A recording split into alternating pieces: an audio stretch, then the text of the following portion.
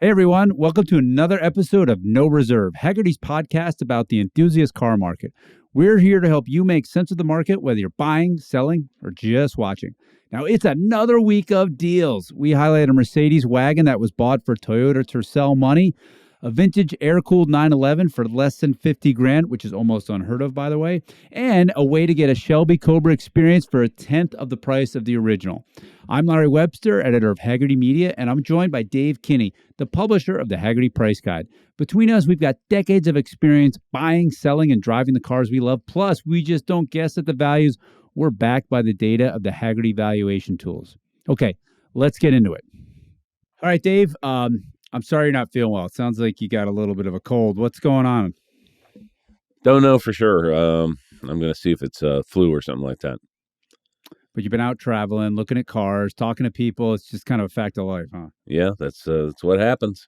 Yeah. Sorry to hear about it. But, you wrote a really great article, very thought-provoking article that I wanted to talk about. And it's one of these jobs that you've never done. And the title was How to, and in parentheses, try to protect against a car restoration ripoff. And it's a huge topic. You must have seen some really ugly things in your career. Yeah, I certainly have. I've seen some wild things that happened in restoration or didn't happen in restoration, and it's always a shame because nobody wins. A lot of the time, Dave, I don't mean to interrupt, but there are TV shows, those like restoration shops where somebody brings in a car restored by somebody else, and I don't know how made up it is, but then they look at it and they're like, oh yeah, they just sprayed over all the Bondo and make the other shop seem like just a spit and shine, and they charge real restoration dollars. But I guess you're saying that happens. Yeah, unfortunately it does. A lot of times people get in over their head when they're restoring a car. I used an example of a shop that does like MGs and Triumphs, and they try and tackle a Mercedes 600, one of the most complicated cars from the 1960s and 70s. So, Yeah. That sort of thing can happen. I think that, the takeaway is, well, the number one takeaway, don't do a restoration unless you're ready for it. It's a full-time affair. It's just like having your house rebuilt or doing an addition on a house. It's very, very dangerous time for the car. I like to say that when the car's all taken apart and it's ready to go back together very, very slowly, it's like when your car's having open heart surgery. I mean, you have to make a bunch of decisions about what's going to go on. You have to be in tune with what the restorer thinks that should be done. You need to kind of work to that level. I have literally seen people who took their car to Mako. I made a point about that not there's anything wrong with Mako, but they've taken their car to Mako. Yeah. They put a new set of bathroom carpets in because they were, black bathroom carpets, and they think their car is restored. So there's so many different levels of restoration. I mean, from the from the show and shine restoration to the Pebble Beach style restoration, and so that's where a lot of the problems happen as well. So if okay, can I just use myself? Because it's always about me, Dave. We know this. Oh, yeah. I know. Okay. The Earth and, circling and all that sort of stuff. I'm glad you're finally coming around to this, Dave. Good for you. I just bought a 90 Miata, and it's 35,000 miles. It's in great shape, but it's silver. And the silver cars, they had problems with the paint from the factory. Right. It chips. I know I have a paint job ahead of me. So when I get this car stripped and painted, that's not really a restoration compared to what you're talking about, or is it? No, that's a paint job. And I think a lot of people, they just don't understand what goes into restoration. And, and there is no easy answer here because for one guy, the restoration is a paint job. For, a number of people, an increasingly large number of people, it means a complete teardown. Everything that needs to be CAD plated needs to be CAD plated. Everything that needs to be chrome plated, et cetera, et cetera, et cetera. And then down the line, and everything has to be new looking or perfect. And that, that never costs, well, today never costs less than $100,000, depending on the type of car. Wow. Including parts. Now, you have an advantage if you have your own parts. But, and you also have an advantage if you can do some of the work yourself. I mean, a lot of it's just hours upon hours. You've done paint stripping before. There are very few things that are more, I guess, zen relaxing, if you're into it, or horrible than stripping paint. Yeah. Okay. That's super interesting. So, okay, let's take our, again, me, for example, my Ferrari Dino. I took it. It was in pieces at one point. The body was not off the frame. So when we talk about degrees, this is not what you're talking about. When you say full restoration, you mean you take it down. Anything that can be disassembled is disassembled, right? Yeah, all the way down to component parts. Now, some people The kind of frame. stop at the component parts. They're not going to rebuild the windshield wiper motor, but the old "while I'm in there, I might as well do it" comes into play, right? Wow. So a lot of people just go all the way and get everything done, and it's a very, very long and very tedious operation, made Okay. better by a fact the shop that knows what they're doing and also has the skills and is willing to outsource things that they don't know how to do. And a lot of times, I think that's where people get in trouble. They have somebody who says, "Hey, I got a guy and he can do this." And as a matter of fact, he can do an okay job on it, but he doesn't do a super job on it. How do you so what happens, I think, is it's really hard to estimate the cost. Like you said, you never know. You get in there, you find rust, and so whatever estimate you get is kind of worthless. So now a lot of shops are on T and E, or time and material, and they're charging $100 an hour. How do you know you're getting an hour's worth of work, or a worthy hour, $100, right? Well, So I go always, ahead. yeah, I'm sorry. Go ahead. No, no, no. You know this better. I'm just sort of sitting there No, like, I wow. always say go to the shop yourself. Okay. And if you Yeah. can't go to the shop, hire somebody who knows cars and pay them. I mean, it's going to be cheap money if you pay them. Hey, listen, go down to the shop. It's 20 minutes away from you. I'll give you $100 every time you go down in 10 weeks, and maybe every other week or something like that. That's still not a lot of money compared with what you're going to spend. It's that'd be $1,000 for, for a third of the year or something like that. And make sure that everybody's on the same page. And a lot of the times people aren't on the same page.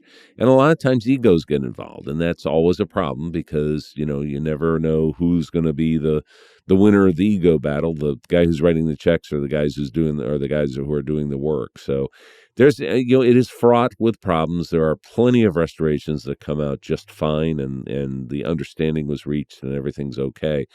But a lot of the times, the full on restorations, even when they're done and they win prizes when they're done, someone's going to be unhappy. I'll tell you, the process is fascinating. Having not done it that often, what the one thing I don't understand, Dave, you take somebody who's been doing this 20, 30 years, they own a shop, whatever it is, and you go to them, you say, look, I need this work done. And maybe you're not getting the full restoration. Let's say a common thing is a paint job or an interior work, whatever. And then you say, hey, look, just give me an idea when you're going to work on it. I'm not saying I need it done tomorrow. Let's just be realistic. And they'll say, okay, because this happened to me. End of June, it'll be done. Okay, awesome, great. You drop it off in March, you get it end of June, and then I guess life happens. Here we are, October, still not done, and you're just sort of like, what do you do? You're powerless. Yeah, you are, especially if the car's already taken apart. There's not a lot you can do. Yeah, Wow. that's part of the problem. I mean, there are a whole bunch of people out there who just will not, full stop, get involved in a restoration. They'll buy a car. Yeah. Actually, I think maybe the smartest way to buy a car is a car that was restored to number one condition that has been driven down to a number two. Yeah. When you're through with restorations, there's always one more thing that needs to be done. And sometimes that one more thing is 10 more things. And that's why, like on a house, they have what's called a punch list. They go through things because, the electrician did a great job, but he forgot one of the circuits. And I mean, Yeah. one of the plugs, and it's not hooked up to the correct circuit.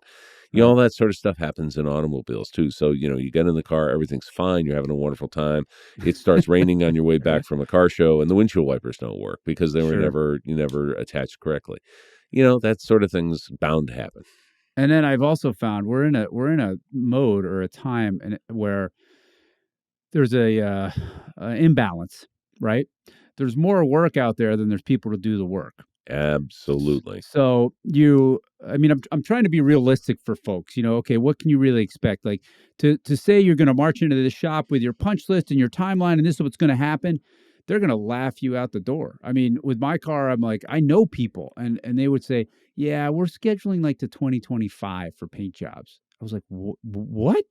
So you're in a bit of a pickle. So to your point, you really have to want to restore something to take it on. I think at this point, we're in a little bad spot for the number of craftsmen out there.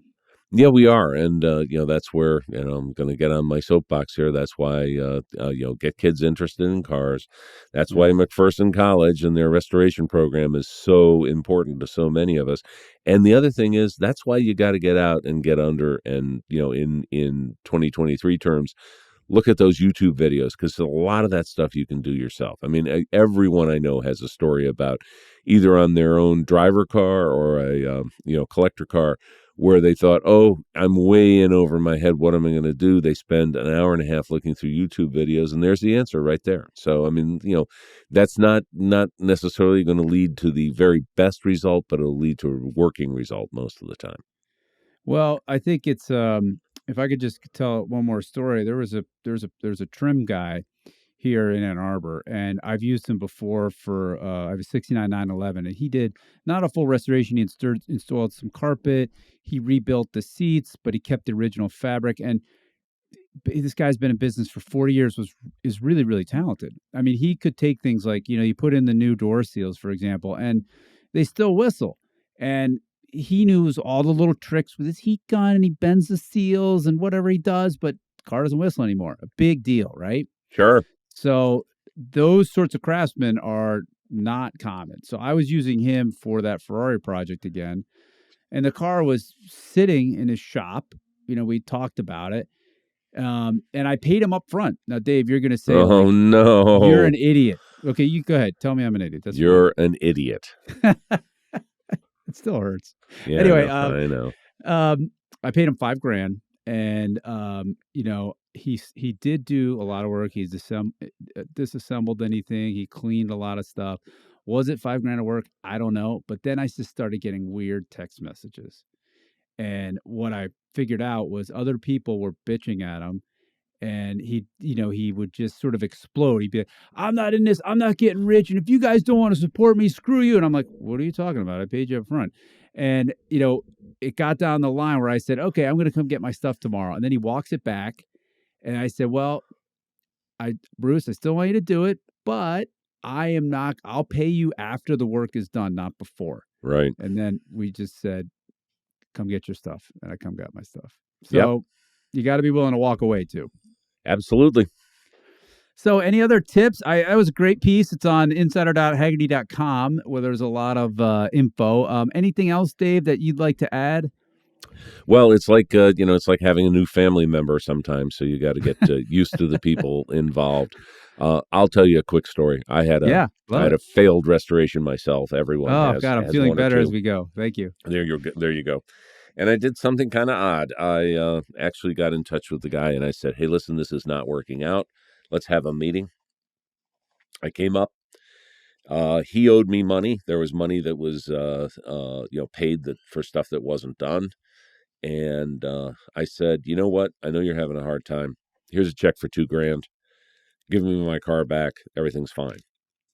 Well, I could have paid that $2,000 to an attorney. Yeah. And paid much, much more. And to me, it was just like, let's leave as friends. And so we did. Yeah. And damned if the guy doesn't find stuff for me on eBay all the time for stuff that I need. And so, happy ending in some ways, most ways, actually. So all good. Well, I think that's, I've written about this as I'm talking about this Ferrari restoration, how hard it is. And, I had a painter die in the middle of it, and I had already paid him money. It wasn't a lot. It was like $3,000. Did I get $3,000 to work? I don't know. Was I going to go after the family for it? Heck no. Another painter, I the week before I was dropping the car off, his shop burned down. Oh, geez. And I trusted the guy, and I did the same thing. I was like, I gave him $3,000 because he needed to buy tools. I was like, okay, here you go. And fully aware, I just may be burning that money. But I think with these restorations, there is a lot of excess, either not just in what I was just describing, but also, a lot of times you end up buying some parts you don't need, stuff like that. But it is an imprecise process. Yeah, it is. Absolutely. Yeah. So I totally get it. Well, why don't we move on? And thank you again for doing that. Your insight is helpful for all of us. I guess we've all been there. It is fun to restore a car. It's exciting, but there's a lot of headaches to it too. So we're going to move to our opening bid segment. And The first car that you're here to talk about, I think I know why. I'm kind of holding my breath because I own one of these cars. Can you describe it for the audience? We're talking about a 1974 2.7 Porsche 911 Coupe. Sold last weekend at Bonham's at the Audrain auction, the Audrain Concours auction. And it sold for a very reasonable $39,200. Now, Hagerty Price Guide's number 3 is $45,000. And this car arguably was a number 3, but the thing to keep in mind is a number 1 is $86,000. Now, it's a long way from an 86, but nice colors, decent car, and pretty good money, because what season is this now, right now, Larry? Dave, you told me. I mean, I wrote about it in the Never Stop Driving newsletter. It's buying season. It's absolutely buying season. Everybody should be getting out and buying if you're in the market. Yeah. I think that's a great buy. I mean, you walk away from an auction with a 74 911 for under 40 grand. Okay. Can I just comment on this a little bit? Absolutely. It's a 74. I have a 69 911. It's a 2-liter long hood. I have way more money in that thing than this thing, and it's still not perfect. A couple things about this 74 that jumped out, because I saw the price and I was like, same thing to you. Wow, that's a pretty good deal. However, this is a weird year. Oh, right? yeah. It has a short hood, kind yeah. of the weird surrounds. This car also, I don't know if it's a number 3 because there's several rust bubbles in the paint. So that's where I was like, oh, I see. This thing's pretty worn out. It has a lot of warts to it, so maybe this isn't so bad. You know what I mean? My point on this was that last year, when everything was Porsche-omania, and if it had the P word in front of it, this car probably would have brought 10 grand more. So what I'm trying to say is these things are getting more reasonable. This is not a gem of a car. You know, for somebody who had to have a Porsche in the worst way, this is a great starter, 911. Sure. You know, you can spend a lot more on a 944 or a 928, and this gets you a 911. If that's what your goal is, there you are. That's why I put it in. I see. Yeah, the upside is you got a big displacement motor. Right. You can, there's lots of ways to modify this to get rid of the weird 70s emission controls. And it is a very perfect color for that era. And it will be a very reliable, it's sort of these cars that they feel vintagey, but then they kind of perform modern because they have 5-speed gearboxes and they don't shake and rattle like a Trans Am of the era. So, for 40 grand, this is quite a compelling vintage car. I agree. So I guess I can breathe a sigh of relief that the bottom hasn't totally fallen out of the Porsche market. No, you're fine for now. Just don't take it to a shop and give them $15,000 to paint it and leave, okay? Man, if you can get a full paint job for 15 grand, that's good. No. You're doing well. You can't. No. It's 20, it's 25 up. It's 20, 20 up, 25 up, depending. Yeah, totally. Okay, great one. The next one is another weird one, and it's sold on Cars and Bids. It's a 1998 Mercedes-Benz E320 4MATIC wagon, 4-wheel drive wagon. It has the third row seat. This was that big styling departure for Benz. You know, a little bit of warts on this one, a lot of miles, but it sold for $6 grand. I mean, I think I know what you're going to say, but tell us why you like this one. Parts car price. I mean, if you needed it, you would pay this for for a rear clip or something like that easily. Our number 4 at the price guide gives it 12 grand, so it's half price basically of what our number 4 is. And I'm not going to argue you if you say it's less than a 4, but I don't think it is. I think it's kind of a straight on 4, maybe a little bit a hair on the 4. But that's it. But $6,100 for a Benz wagon. I mean, you know, you could be like a New Jersey senator's wife and, you know, text her husband and say, you know, we have a Benz, you know, so. I mean, this generation it's not my favorite is the generation before this. You know, they had that real chiseled body, but these have aged pretty well. Yeah, they have. They still have that like Mercedes, very solid feel. It has a really cool short dash. I mean, they go down the road just brilliantly. I mean, I think my red flags for a car like this are sort of some of the things I described. It's the rubber parts. Like, are all the door seals still sealing? Are the window seals still doing their job? Or is there a lot of whistling and other stuff that would really detract from what this car does? I think those are the only risks. But otherwise, I agree. They're incredible car for sale. You know, hey, look, to haul the dog around to get some lumber, or you're not going to fit a full sheet of lumber in the back, but to get some stuff at the Home Depot, whatever, all that sort of stuff. This is the perfect hauler for that. You can look, it's a Benz, so you can impress the neighbors while you go. No, I mean, there's so many cars. Like it's shocking to me what's happening or like 4 months ago, we're looking at cars and I'd be like, oh yeah, okay, that's expensive. Yeah, I couldn't have bought that. Now I'm like, how did I miss that? Wow. Plus, it's Remember all-wheel that? drive, so I mean, Yeah. those in Ann Arbor who need it, 18 months a year.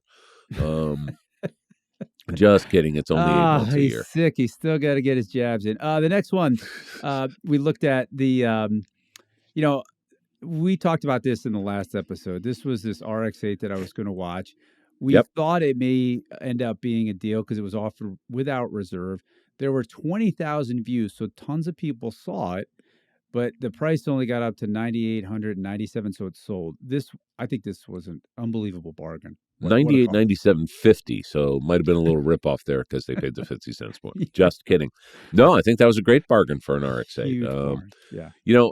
I don't know if maybe you and I are the two people who love RX-8s collectively. I love I them. know there's other people out there, but Yeah. I think these cars are going to be increasingly important as time goes by. I Yeah, thought it was a especially great when deal. 28,000 views, and all it got was 98, which tells us something. That's where the market is. the market's not. I mean, there's tons of eyeballs. Like you said, this car isn't coveted yet. Possibly because it wasn't as fast as the twin turbo version that was the previous generation. But the chassis on these things are brilliant. They're usable. I mean, for 10 grand, a beat on Canyon Carver car, I'm not sure you could beat it. I'm a little embarrassed because I just spent 11,000 on a 90 Miata with 35,000 miles. So this car, I was going to watch it, but I was like, what am I going to do with it? But I mean, another example, great deals out there. And just for everybody out there, when we say number 4, number 3, number 2, it's a condition rating. So number 1 in the Hagerty world is a spotless, perfect, the best in the world car. Very few are number 1. And then number 2 is, a little bit of wear on that number 1. Number 3, it has some definite warts. 4, maybe some mismatched parts, probably needs some body work. And then number 5 is a parts car, essentially. Do I have that right, Dave? Well, 6 is a parts car. 5 is 6, sorry. 5 is a Yeah. 5's not a car you want to drive because the raccoons are going to come out and greet you when you get in there, that sort of thing. So, oh my gosh, so many bargains out there. Okay, let's talk about the next one, which I love that you pointed this out. Let's talk about it. another Bonham's car, at the Drain Concours auction sale, 56 C-type replica by Proteus. They do a really good job at replicas. This is Proteus I mean, does. yes, they do. Yeah. And this was a nice one. Took a gander at it. I really kind of liked it. 173,600. So this is our only expensive car we're going to be talking about today, or really expensive car we're going to be talking about today. They're able to do this because there's a proliferation of 6-cylinder Jag engines, and a 6-cylinder Jag engine is what is used in these. So it's a 3.7 cc DOHC inline 6-cylinder, 3 twin choke Webers. A nice car to drive for your vintage driving fun. It is not a C-type. It looks like a C-type. They do a really, really nice job with it. If you're into this sort of thing, I think that was quite a buy. I agree. I mean, an original C-type, these were the 50s Jaguar racers. That is one of the cars that established the brand's credibility in the performance world. I mean, a good C-type, even without racing history, that's well into the millions, right? Absolutely. So Absolutely. you get these. I love the names that come up for these replicas or recreations. They call them tool room cars, whatever that means. That's like, I know. That's like we're not using computers to design things. Oh, I see. Is that what it is? Okay, okay. But Proteus is the one that's got a really good reputation for these. It's not a fiberglass body. It's an aluminum bodywork, crafted in the same company or same country that it came for. Dave, if you went to build one of these new today, I don't think you could do it for what this car sold for. So I think at 170,600, I'm going to go on a limb and say it's another bargain. I'm gonna go with you on that. Oh, no way. Oh my gosh. I thought you were going to shut me down for that. No, not at all. Not at all. Yeah, they're beautiful. I rode in an original when I was at the Jaguar factory, and they're just thunderously like visceral cars, and they steer well. I probably one of the most beautiful, attainable, everything all of the sports racers from the 50s. I mean, it's a great deal. I mean, have you ever owned one of something like this? Never owned one. No. Yeah, I agree with you. This is a great car to take, vintage racing, and they're great Touring, driver cars. yeah, A lot of fun. a lot of fun. Okay, great. Moving on. This one you're gonna have to explain that the next one that you saw sold. I don't know anything about these Maseratis. Can you tell the audience about it? Okay, so this is a 1966 Maserati Mistral 4000.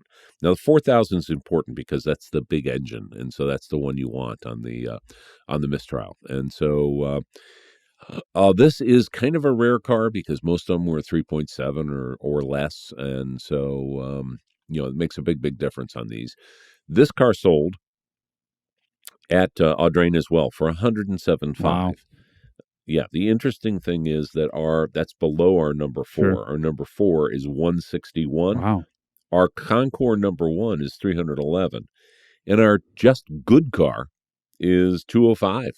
So I think this was a buy. I know it happened to be bought by a dealer, so that's a pretty good sign that it was a buy. And so there we are. I don't see any major warts in this car. You're a little more knowledgeable, but if you think about how that price stacks up, just whether or not it's correct on the price guide for this Maserati, but it's a Frua body. Right. Tell us about Frua. One of the Italian coach builders that had been around for a long time, a very famous coach building house. Maserati was probably the last company to use them in great numbers.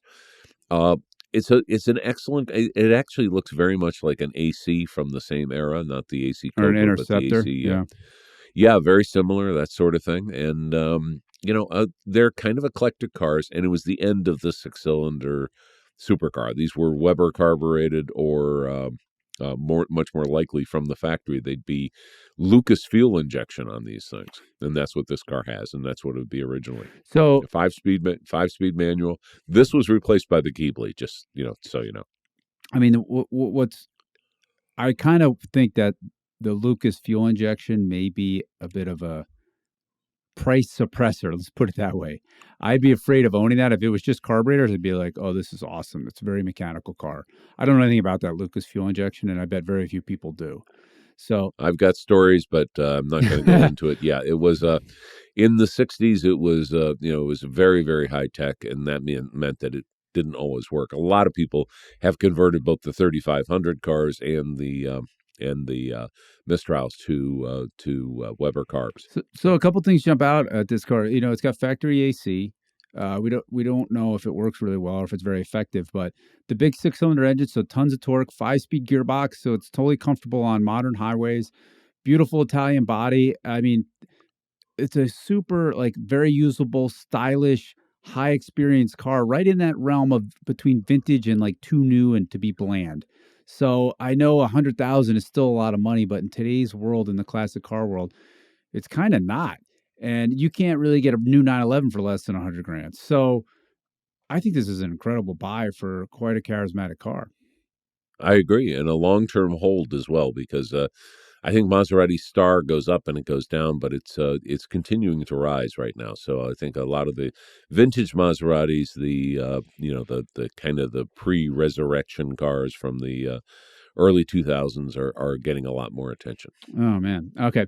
Let's move on to this more modern car that I think this is not sold yet, but it did sell. Okay. Sorry. Oh yeah. Go ahead. Talk about it. It's sold. Cars and Beds, 2012 Fiat 500 Abarth. I'm sorry, Abarth. 5-speed manual, turbo 4-cylinder. Okay, it's a Fiat. Let's get over it right now. Really it's a 2012 Fiat. It's got miles on it. La da da da da da da. It's 7,400. This is like every kid's well, not every kid's the oddball kid like me. It's their dream car. It's a fun car. It's point and shoot. It has a lot of feel, a lot of torque, a lot of how do I put this nicely? A lot of low end boy racer stuff. It's $7,400. I'm going to call it a buy. Yeah, I'm with you on this one. Well, I guess I'm not. It's somewhere in between. To me, I'm like, yeah, it's about right. It's a 10-year-old Fiat. It was used. It looks like it was cared for pretty well. Um, Yeah, and it is fun. I mean, I think when you look at the broader used car market, what can you get for 7,500 that doesn't have 120,000 miles on it? There's almost nothing. So just in that yeah. order, it's a great deal, and it's probably more fun. So Hey, I just wanted to give the poor Fiat a shout out. I mean, they haven't set the world on fire again yeah, after this late launch, but I do remember the excitement that surrounded the introduction of the Abarth or Abarth, depending on who you are, cars around this time sure. frame. It was a big deal that they came back, and they came back with this famous racing tuner house that was kind of what everybody looked for in cars in similar Fiat cars and a number of other cars in the 1960s. It was a big deal. Yeah, if you like to drive, here's a stick shift. It's under 10 grand. Great deal. Okay, Dave, thank you for all those. Let's move on. These are cars. We're going to go to our kicking tires segment. These are cars that are for sale right now. And the first one on our list is a super interesting one. It's a 74 International Harvester Scout 2. It ends in 5 days. Huge price already, Dave. The world is going crazy. We've been talking about deals. This is not a deal. No, this is $28,000 so far. It's on Bring a Trailer. This is this has as much in common with with the 74 International Harvester Scout 2 as just as far as the body and chassis goes. I mean, everything's been modified on this thing, and so it's an urban assault vehicle. It's great colors. Just wanted to shout it out that this thing was out there. Not everybody's cup of tea, but the alternative to the Bronco, the alternative to even a Blazer or FJ40 or whatever, this is out there for the person who wants to be exceedingly different in the four-wheel drive crowd. I mean, the Scout has a really cool look to it. And Oh yeah, to your point, it is different. That just sounds like it's crazy money. It's a 28 grand. If we use the usual thing for these auctions, it's going to double between now and when it closes, which means 60, yeah, 70,000. I mean, I guess you could take out the other side is that there's so few Scouts around, right? They all melted. I mean, they rusted into yes, nothing. So the sort absolutely. of value, like, do you have a sense of like what is if it was an all original 74 Scout versus a 74 Bronco, which one's more valuable? The Bronco because of the much bigger appeal, but the Scout's coming up fast. I don't think there are not that many people out there who'd want a perfect international Scout, but there are a few, Oh, interesting. and so there's a wider market for the Yeah, I Bronco. mean, there's even a company now. Maybe you've heard of New Legend. They're out in Yeah, Iowa. They build really really nice resto modded Scouts, and they've been around for a while. They actually do their own trips, and I was talking to guys there, and they've got orders. They're busy years in advance. It's one of those where you can't really, you got to get in line. So there's definitely some more interest on the International Scout, but I hear you. It's not like it's a interesting to say, even though there's few of them, not that many people want them. well, the interesting also thing is that International Harvester Scouts were sold by International Harvester Hmm. dealers. And the last time I looked, there's no IH dealer in Manhattan, nor was there ever. There's no IH dealer in any major city. They were rural vehicles mostly. And so that limited it, but it also means that limited the number of people who buy it when it was new. But it also means that there's probably a lot of farmers' barns out there that still have IH Scouts that are covered with hay and whatever else, and so there's still more to pull out of the I barns get it. from I get the it. IH Scouts. All right, Yeah. we'll see where that trades. Maybe it's one of the few bucking the trend about these deals.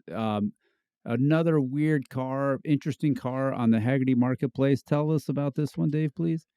Well, this is one that I actually had to look up because I You knew that did? these cars were You yes, didn't know sir. it off the top of your head?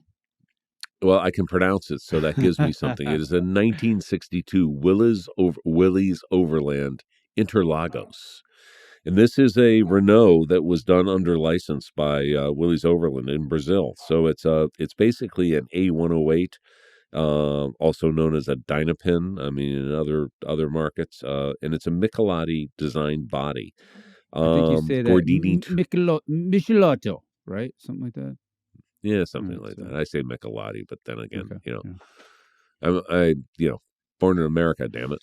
Anyhow, pretty kind of aqua blue color to it. You will never find another one, at your local show and shines. It's got an asking price of $79,000, which for what you're getting doesn't seem unreasonable to me.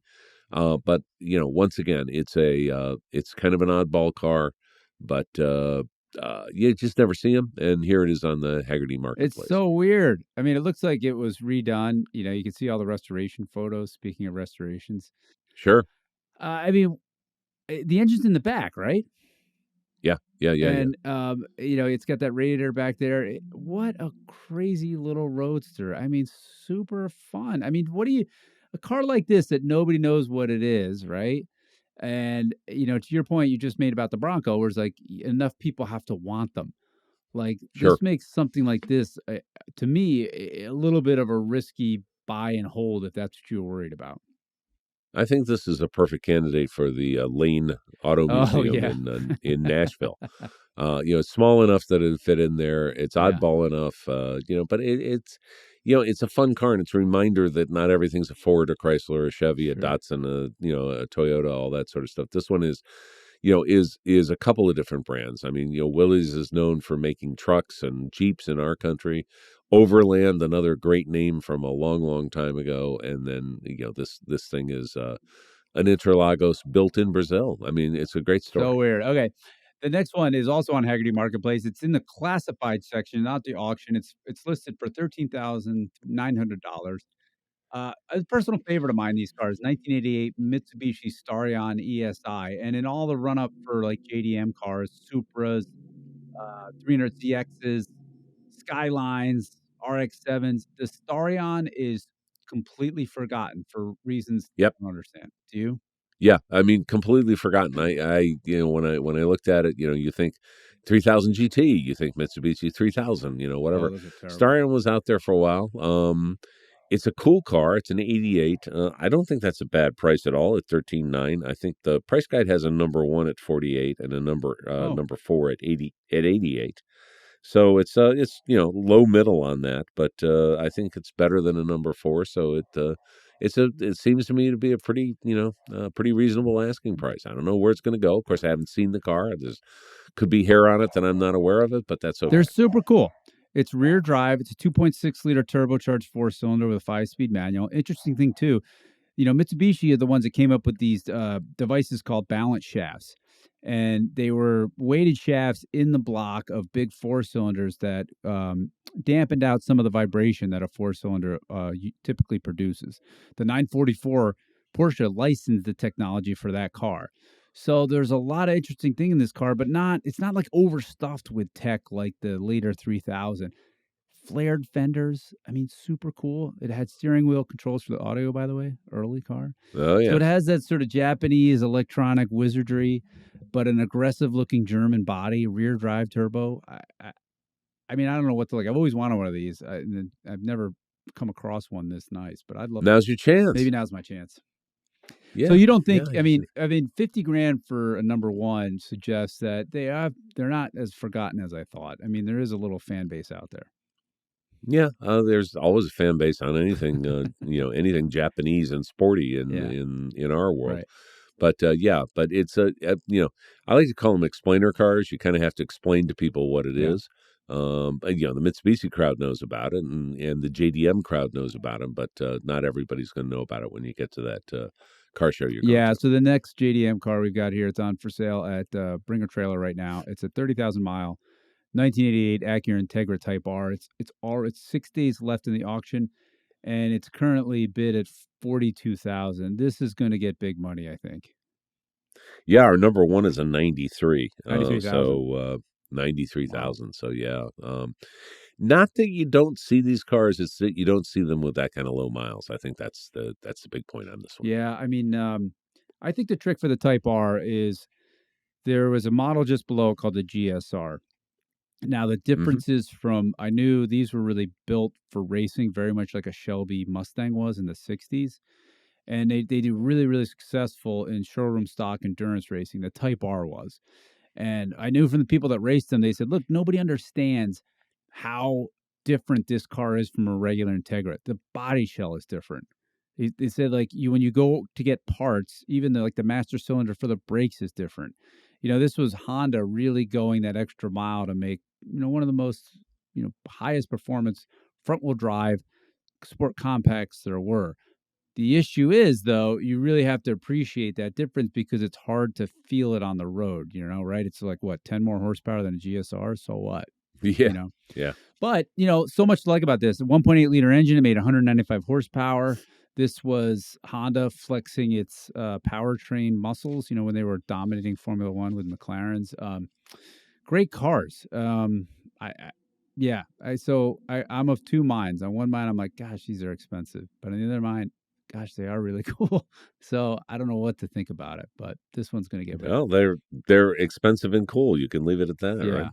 So, and fun to drive, but, pretty noisy. And anyway, okay. I'll leave that one and we'll have to watch what it does. The next one I'm really interested to talk about. Thanks for bringing this one up. Just explain what it is, please. All right, this is the 50th anniversary edition 289 Shelby Cobra. Now, interestingly, this one is on Hagerty's marketplace right now. And let's see, where are we all in on this right now? It is current bid of $51,000. We have a very recent sale of one of these, as in last weekend. Wait. There was one Wait. Tell us what one of these are. Why is this not just another Shelby Cobra kit Okay, car? so this is a CSX 8000 serial number car. So the CSX means that it is, in this particular case, an actual Carroll Shelby car. These were done by Shelby Auto Manufacturing. So these are authorized continuation cars. This car is listed as a 1962. Obviously, it was built a long time after 1962 because it is the 50th anniversary. There was one that sold just recently with more miles. This has less than this. The car that sold was CSX 8982, and it sold for 179.2. Okay. So this is available at auction right now at a fraction of that price. Okay. I just want to talk about. We've talked about this before. It's this whole idea of continuation cars is endlessly fascinating to me. Yep. Because I came of age in the automotive media environment in the '90s at Car and Driver when Brock Yates was there, Patrick Bedard, and Chubba Cheetah was there, and this was long before Carroll Shelby was held up as a god, right? Oh, Back sure. then in the '90s, the reputation was hustler, snake oil salesman. Careful. Yes, I agree. I mean, I'm not saying he was or wasn't. I'm saying this is what I heard in the halls of Car and Driver all the time.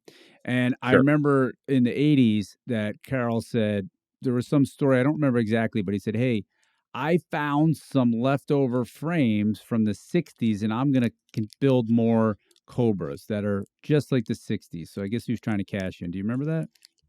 I certainly do. The found in the basement frames. Yes. And Yes. then in all I heard was like how ridiculous this is. I can't believe he's doing this. Just shows what he did. And then all these other manufacturers turned around and did the exact same thing, but took none of the heat. And what I mean by that is Jaguar does it, Aston Martin now Sure. does it, Bentley Yep. does it. We just saw like a tool room car. They're all doing it, but like Shelby was vilified for it. And then I guess in 2010 they did it again, right? Shelby was, on top of everything else, a master marketeer.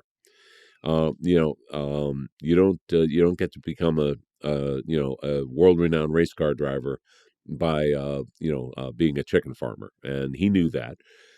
And so he had lots of different things that he did in his lifetime, but the Cobra was obviously and the automobiles were obviously the crowning achievement. And he found a way to keep them going. And like you said, the things that he got vilified for, now every manufacturer wants to do themselves. Totally.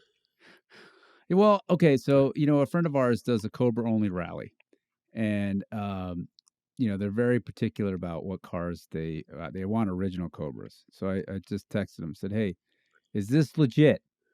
What did you think?" And the answer was no. Kind of real is never real. Breast implants are not Okay. real. I was like, Okay. okay. All right, but then again, how about if you bought this thing for $200,000 and you put $1 million in your pocket by not having a very, very similar car that was the real thing? So tribute car, replica, whatever, if you want to call it that, it was an authorized car. Yeah. So it's more than just a tribute or a replica. Sure. You can buy a $39,000 plastic bodied Cobra anywhere. I mean, you can still find them. With questionable build quality, but this is not that car. I could debate this all day with you, Dave. I mean, I know, and I love could it. take the other side too. That's the Oh, can interesting you? thing. I could, Yeah. Oh yeah, absolutely. I mean, I have Carroll Shelby show stories as well. I mean, the guy was a real presence. He was, Yeah. he's just, I mean, if you were talking to, and I interviewed him twice. If you were talking to Carroll Shelby, you were nervous. Yeah. There's no doubt about it. Yeah. I mean, you're talking to somebody who's been there, done that, and had the ability to just say, get the hell out of my way, because he'd do it if you pissed him off. Yeah, I was at a dinner in Dearborn, and it was just before that they announced he had come back in the fold. And I remember I was sitting there with John Coletti. John Coletti, if everybody knows, he's the one who really we have to thank that the Mustang's still around. They were going to kill the Mustang for a front drive thing called the Probe. And Coletti took a little skunk works in the basement after hours, and he got this team together to revamp the Mustang to make the SN95. He got the execs to buy off, and we still have the Mustang today. This is that John Coletti. And he kept saying, "Do you see who's over there?" And I was like, "Was that? Is that Carroll Shelby?" I was wet behind the ears, idiot. I'm like, "That's Shelby, right?" He's like, "Yeah. Do you know what this means?" I mean, he was so excited, Dave. And Sure. my point is, Coletti, big personality, accomplished guy, and it was just like pudding around Carroll Shelby. Oh yeah. I'm all. It's go ahead. Sorry. It's a story for another day, but I was a guest at the service they held for Carroll Shelby at the Peterson in Los Angeles. Yeah. And I have to tell you, talking to the people there, the stories they all had. Yeah. I did a piece for the New York Times, and my interviewee was a Cobra guy, military guy, 3 days from being mustered out of the military, and he told me he was there on AWOL. No Because way. seriously, because Carroll Shelby meant so much to him. And I featured him in the article, so I had to call him and I said, "Hey, are you okay? You weren't authorized to be here." He said, "Yeah." His sergeant said, last 3-4 days he didn't care what he did, so he was okay. Wow. But I mean, that was the type of power. This guy was willing to go AWOL to be at Shelby's funeral. So the fact that this came from the Shelby company, which was owned by Carroll, Right. So does that make this, in your mind, more valuable than some of the other really well done replicas like the Superformance? It does. Okay. Well, no, now you have to get into the parsing of all the different ones, because there are the ones that were literally plastic kits that had absolutely no affiliation with Shelby, but Superformance and Factory 5 and all those sort of things had kind of, and I can't go into it here. And I know they had different licensing deals, and they had different it was cantankerous. deals with Shelby. So, but I like the fact this is a CSX 8000 car. That's why, boy, have we spent a lot of time on this car. Well, it's a very interesting topic, and it makes it hard to value what this thing might be worth. And it's like I've always said, there's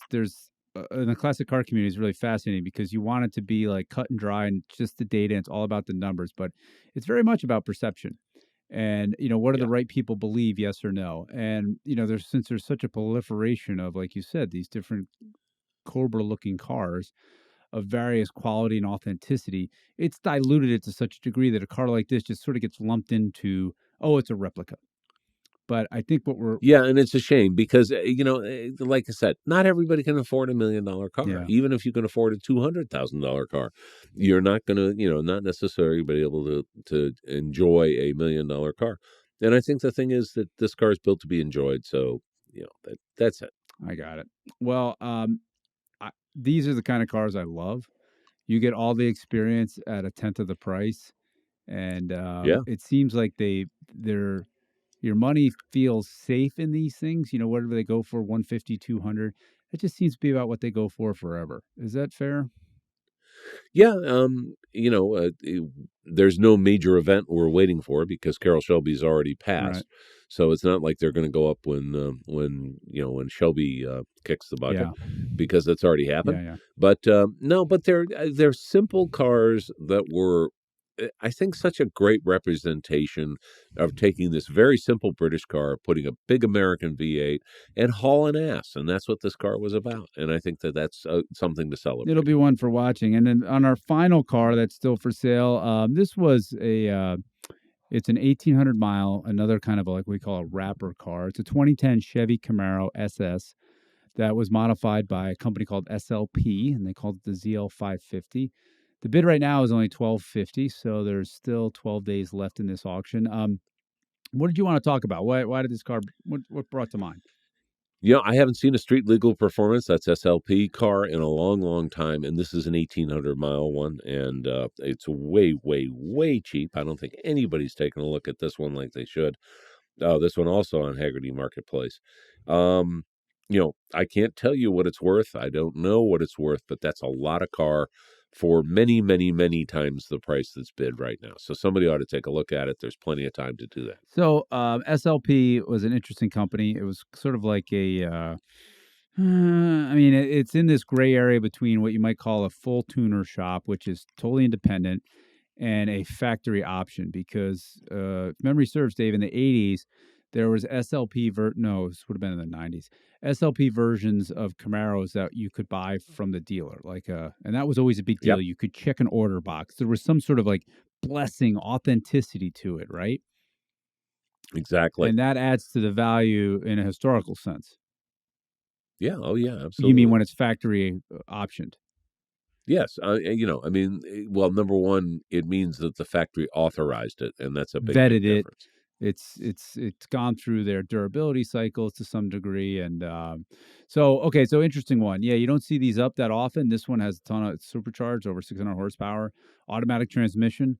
A very pure representation of the retro style Camaro that came out right around '08, '09, '10, and just. I agree. This is going to be one of those to watch in that there could be a steal happening in front of our eyes. Yeah, and when you said it was 1,250, you should say it's $1,250 currently bid, not Yeah, oh yeah, 12,500. I'm sorry, I mean, $1,000. this car's, right now it's at pennies, pennies, pennies on the dollar, not dimes or nickels, but Yeah, pennies. so go ahead and take a look. Well, it's been super interesting. There's still a lot of deals. Like I said, I just bought that Miata, which I'm probably gonna hate myself for doing, but and I'm selling a Mustang GT that's going to be on the Hagerty Marketplace here soon, and maybe it's not the right time, but it's the right time for me, so that's the way it goes. Anything you'd like to add before we sign off? Yeah, don't be like Larry. Don't give the pater 3 grand and walk away. Yeah, I'll have to remember that. Okay, thank you, everybody. Thanks for listening. We'll catch you next time on No Reserve. Thanks much.